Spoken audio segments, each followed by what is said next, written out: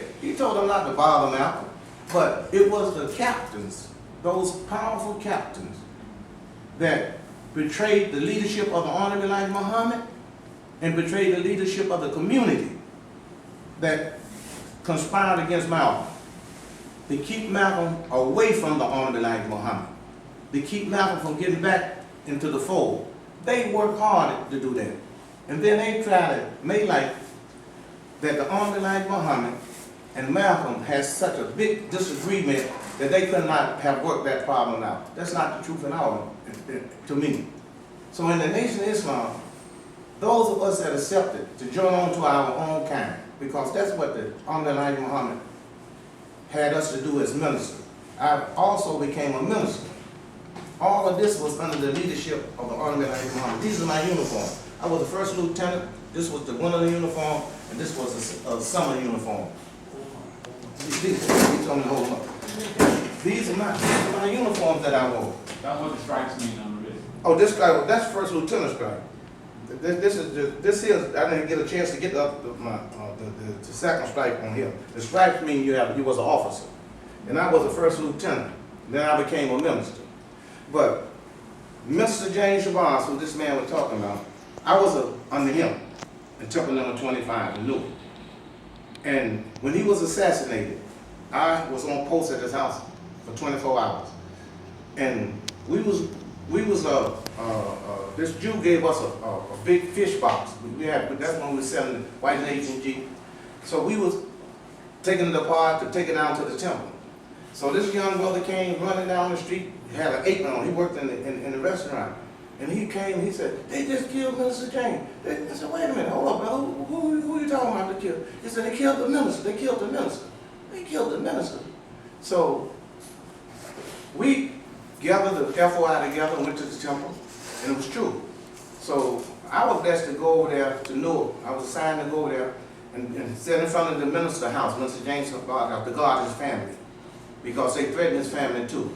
Not only did they kill Minister James, they was made an attempt on the captain too. His name was Captain John. But God spared his life. So this was a big shakeup in the Nation of Islam, because Minister James was the one that the Honorable Elijah Muhammad sent to New York when Malcolm left. Minister Farrakhan was the assistant to Malcolm, and he thought he was going to be the minister at that time. But it didn't happen right away. Minister James Shabazz was sent, and he was the minister over Newark, over New Jersey, and New York. And we always was a rival. New York, New Jersey, Philadelphia. Those are three of the most powerful temples under the most honorable Elijah Muhammad. And we had 4 Shabazz, like the 4 Caliphs under Muhammad the Prophet. We had the 4 Shabazz. Now, we had Minister James Shabazz. He was the director of the school in Chicago. He was the dean of the school. He was in Chicago with the Honorable Elijah Muhammad. We had Minister James Shabazz in Newark, New Jersey. We had Jeremiah Shabazz in Philadelphia. And we had Lana Shabazz, the mathematician, in Washington, D.C. Malcolm's name wasn't Shabazz at that time. His name was Malcolm X. Malcolm became Shabazz after he left the Nation of Islam. He was not known as Malcolm Shabazz at all in the Nation of Islam, in his duration in the Nation of Islam. As a national spokesman for the Honorable Elijah Muhammad, his name was not Malcolm Shabazz, his name was Malcolm X. So we had 4 Shabazz. And the Honorable Elijah Muhammad, he tried to give us an identity. He said, we are the tribe of Shabazz. That was given to him by this man right here, Mubasshir Akthab, this idea. He said, we are the lost tribe of Shabazz, of the Nation of Islam. We are the tribe of Shabazz. That never was in the tribe of Shabazz ever in the history of Africa. But we was a new people, and we needed a name. The Honorable Elijah Muhammad, he gave us the name of the tribe of Shabazz. And at that time, when you walked the street, you saw Shabazz restaurant, you saw Shabazz barbershop, You saw Shabazz Dry Cleaner. You saw Shabazz Bakery. I mean, we was all, and this was in most all the cities wherever there was a temple. You would find the name of Shabazz somewhere in that city. So that was somewhat of giving us an identity. But that wasn't meant to state it like that. So as we progressed, and when the Honorable Elijah Muhammad wife died, Sister Clara Muhammad, I was there. I went to her janazah in Chicago. And they had an open casket funeral for her. And as we walked by, this young man was standing up by the casket, and he was shaking everybody's hand that came by. I didn't know that was Imam W.D. Muhammad. That was Imam W.D. Muhammad. I didn't know that. I didn't even know who he was. But that was this man here. He was the one that Dennis was talking about that came to New York. And when he came to New York, he told all of us, he said, I am Chicago.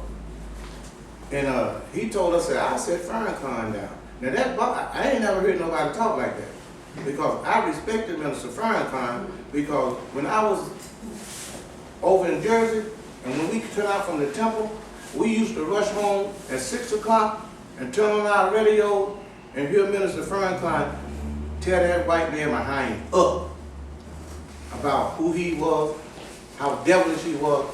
And as Dennis said, he was one of the most dynamic speakers ever that came out of the Nation of Islam. And he's still speaking right now. So this here idea that was given to us to bring us into a self-identity and a people of pride and respect for ourselves.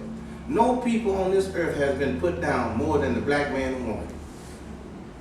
And this was done around the world, skillfully done around the world by the European Caucasian white man.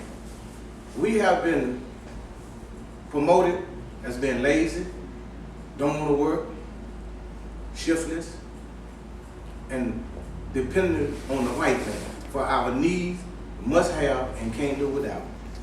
Now the Honorable Elijah Muhammad, he worked against that idea.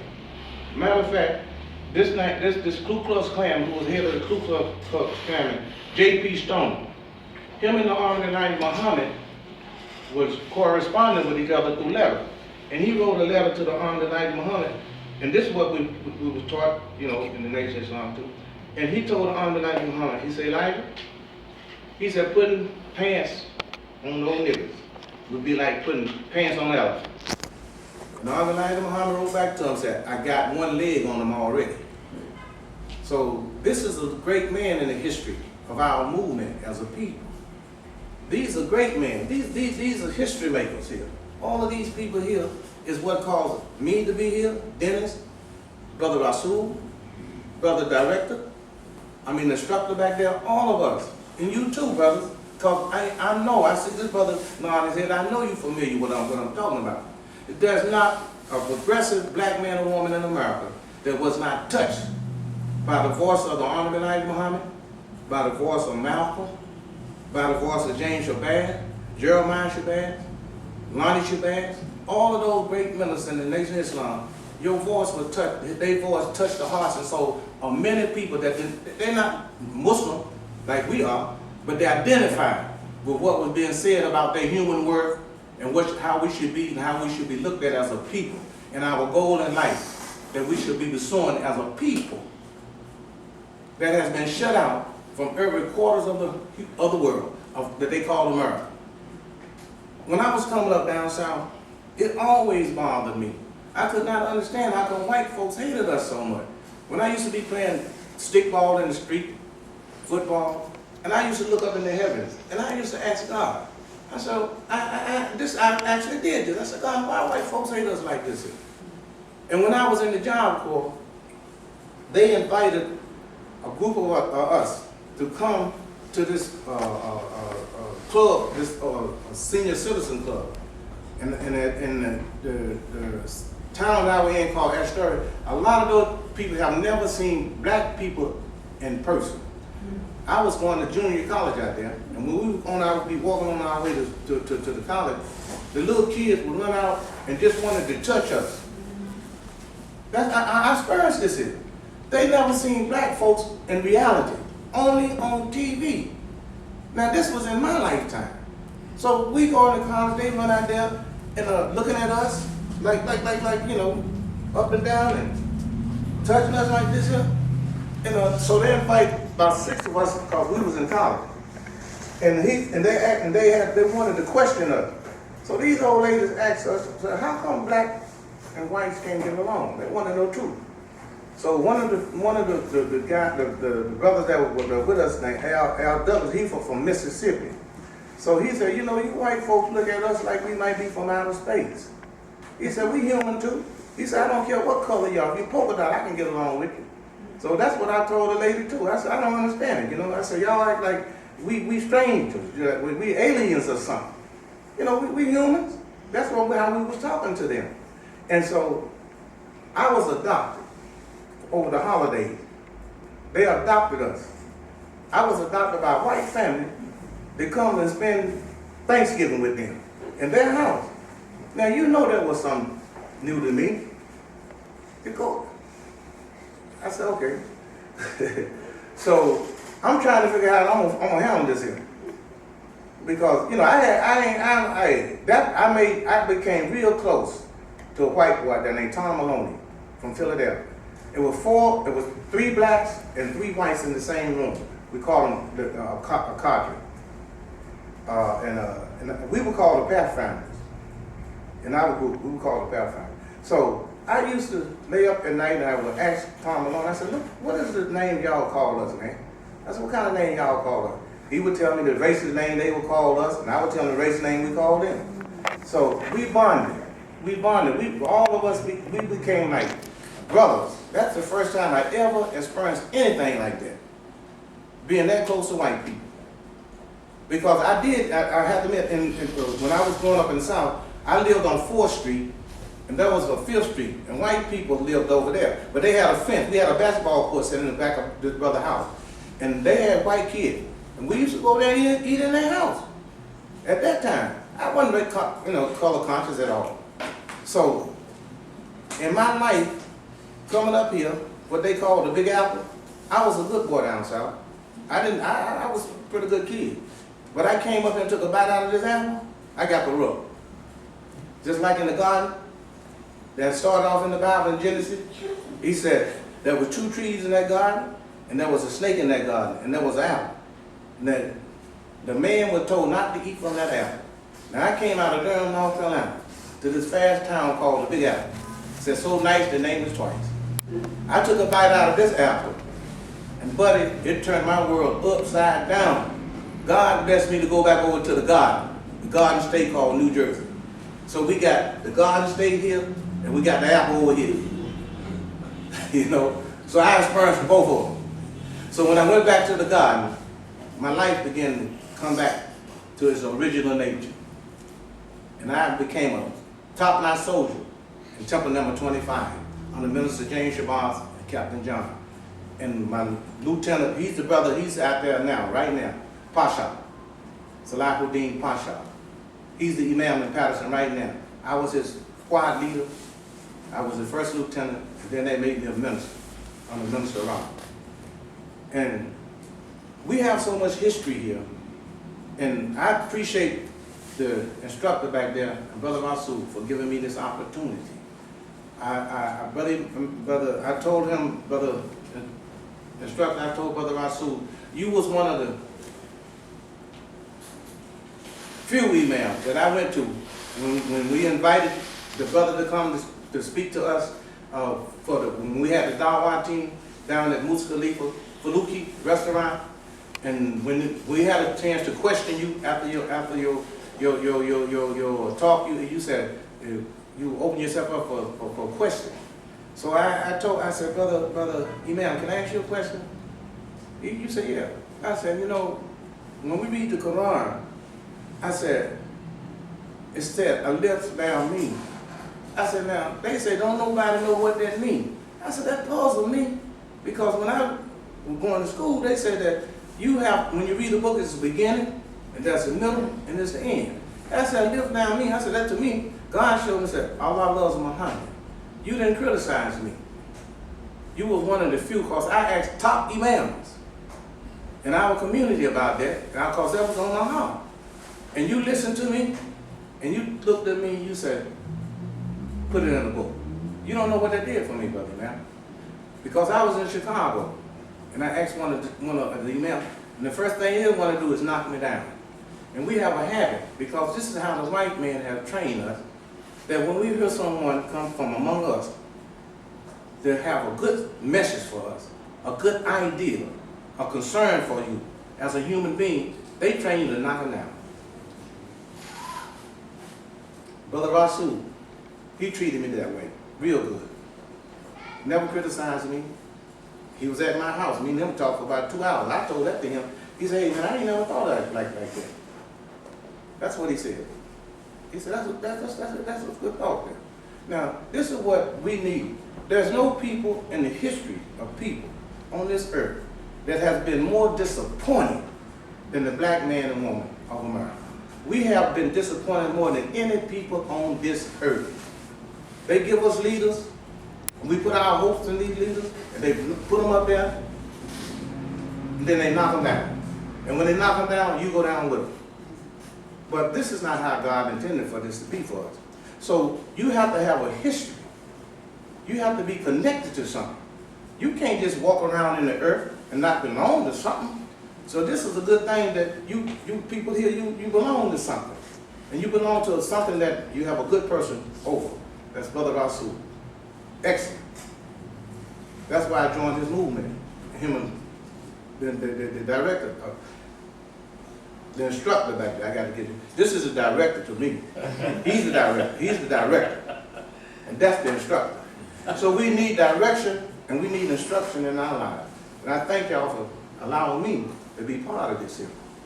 There's so much that we can, I know Dennis can still continue to talk too. If we can continue to talk and continue to talk about how great men and women that come from us to get us on the right path. This is a newspaper that was named after the Muhammad speaker.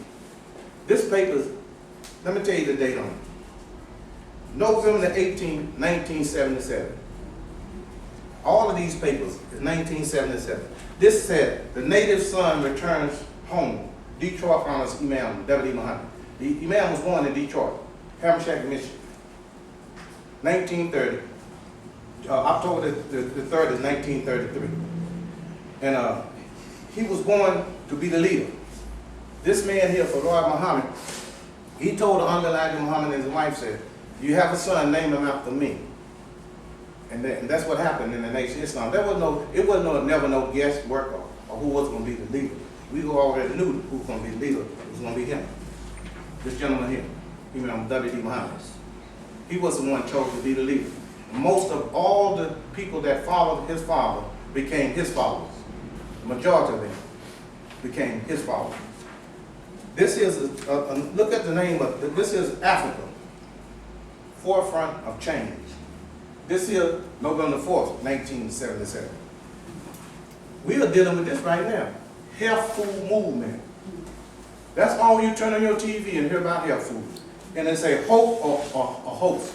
A hoax. Hoax. A hoax. I mean, is it true? Is it a hoax? Is it true or is it real? Now this here is October 28, 1977. This book here, How to Eat to Live.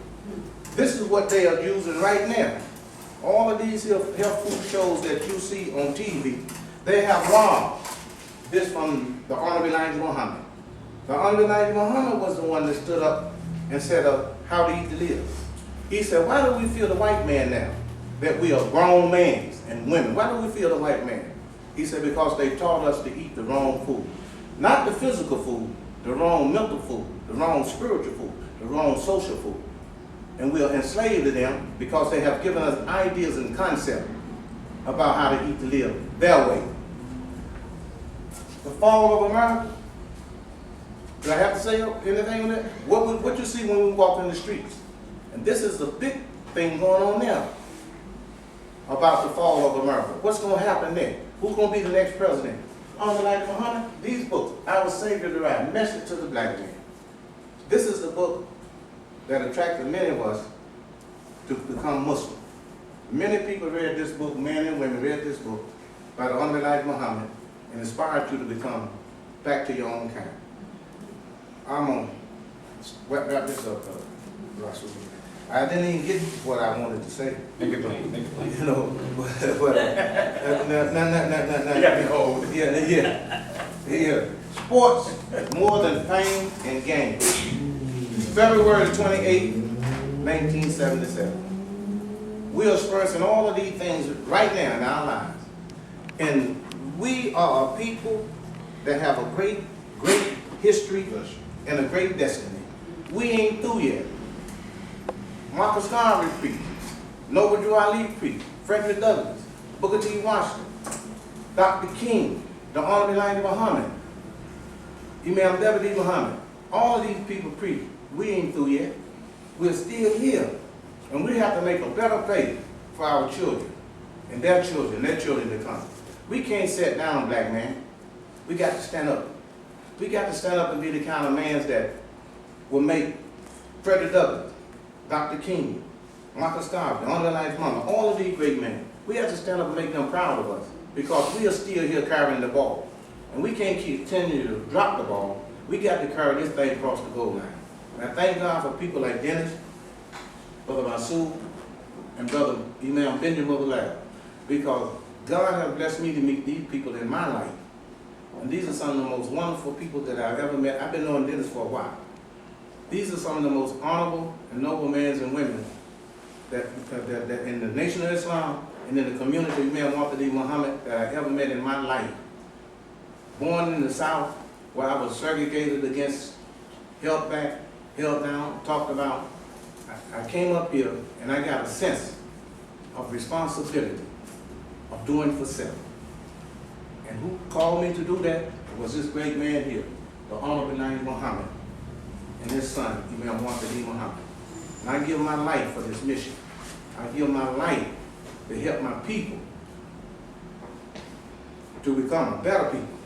I give my life to Almighty God Allah, that I will be useful and not a hindrance to the movement that started with the Nation of Islam and with Imam Dutt and ended with Imam, not ended, and was turned over to the leadership of Imam Muhammad, where I met Imam Benjamin Lab, where I know Brother Rasul, I knew him, and Dennis, I know him, but I met Imam Benjamin Lab through this movement here. I met him about 20 years ago when we was at a Juma, and he told me, he said, brother, I'm gonna produce a movie. I said, what? I said, man, I think that's a good, I said, what the movie gonna be about? He said, I'm gonna make a movie on the history of the Honorable Elijah Muhammad, Imam David Muhammad, and the Nation of Islam. And that's what he told me over 20 years ago. And I thought it was he touched my heart so much then, brother, man. Then when he told me that. And I thought that was an excellent idea. He just now said, you got the money now. And he getting ready to do it. God bless you, man. Thank you. Okay. Presentation to both of you guys, for my brothers here, for lending us your time and sharing the knowledge and experience. We try to do these things when we have such people of your caliber. This is a certificate that that proves that you were here among our students at Tactical Dojo. They know when we do things, we try to give out, nice little things to show our appreciation. Thank you.